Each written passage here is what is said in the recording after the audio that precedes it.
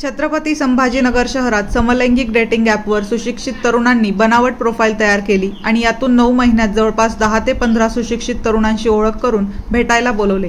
भेटायला आलेल्या तरुणांना तू समलैंगिक आहेस ही माहिती आणि मारहाणीचा व्हिडिओ व्हायरल करतो अशी धमकी देऊन लूटमार केल्याची धक्कादायक घटना उघडकीस आली आहे।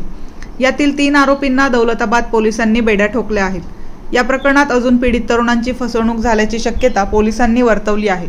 शिवम सुरेश पवार, राहुल राजू खांडेकर, आयुष संजय लाटे अशी अटक करण्यात आलेल्या आरोपींची नावे आहेत।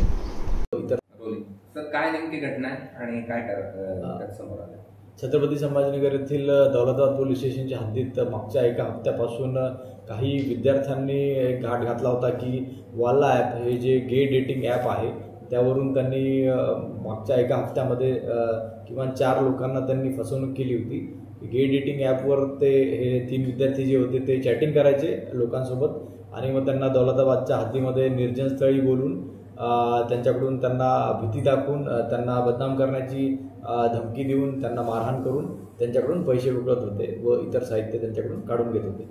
किती असे विद्यार्थ्यांना तुम्ही पकडलंय म्हणजे ते आहेत कोण ते मारहाण करणारे? असे 3 आरोपी दौलताबाद पोलीस स्टेशनच्या हद्दीत छत्रपती संभाजीनगर पोलिसांनी ताब्यात घेतलेले आहेत आणि त्यांच्यावर गुन्हा दाखल करण्यात आलेला आहे। यामध्ये पीडित व्यक्ती जो आहे त्यांनी परवाच्या दिवशी दौलताबाद पोलीस स्टेशनला येऊन त्यांनी त्यासंबंधी फिर्याद आमच्याकडे दिलेली आहे।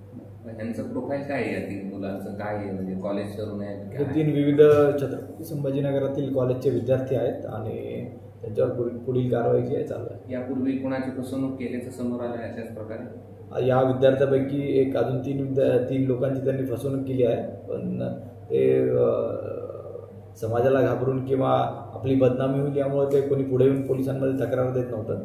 एक तक्रार आली आणि त्यामधून बाकी गुन्हे आमच्याकडून निष्पन्न झालेले आहेत।